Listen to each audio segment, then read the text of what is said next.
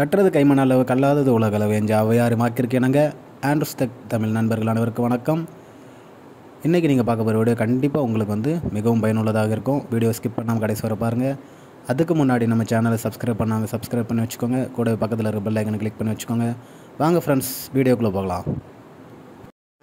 நண்பர்களே, நம்ம இந்த வீடியோவில் எதை பற்றி பார்க்க போகிறோம் அப்படின்னா, வாட்டர் ஹீட்டரில் இருக்கிற முக்கியமான பாகங்கள் பற்றி பார்க்க போகிறோம். வாட்டர் ஹீட்டர், எந்த ஒரு கம்பெனி வாட்டர் ஹீட்டராக இருந்தாலும் முக்கியமாக 4 பாகங்கள் தான் இருக்குது. முக்கியமான 4 பார்ட்ஸ் என்ன அப்படின்னா, heating element, thermostat, thermal cut out and wiring harness. இது இந்த 4 காமன்.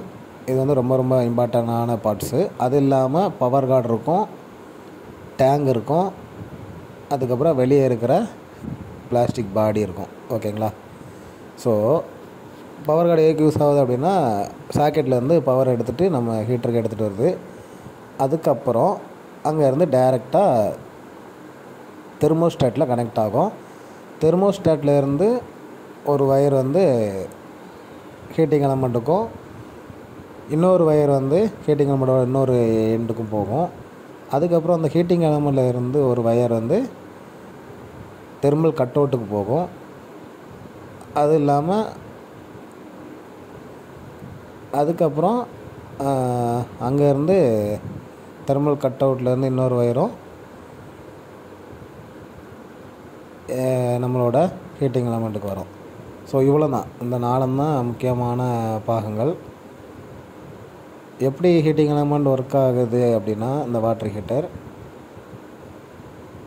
எலக்ட்ரிக்கல் பவரை வச்சு water heater heating element first heat ஆக ஆரம்பிக்கும். அது ஹீட் ஆகும்போது அதோடு சேர்ந்து டேங்க் உள்ளே இருக்கிற தண்ணியும் சூடாகும். சூடாகி மொத்த டேங்க் ஃபுல்லாகவும் டேங்க் சூடாயிரும். இப்போ நம்ம டேப் ஓப்பன் பண்ணும்போது நார்மல் வாட்டர் உள்ளே போய் ஹீட் வாட்டர் நம்மளுக்கு கிடைக்கும். இன்னொரு நல்ல வீடியோவில் சந்திக்கலாம் ஃப்ரெண்ட்ஸ்.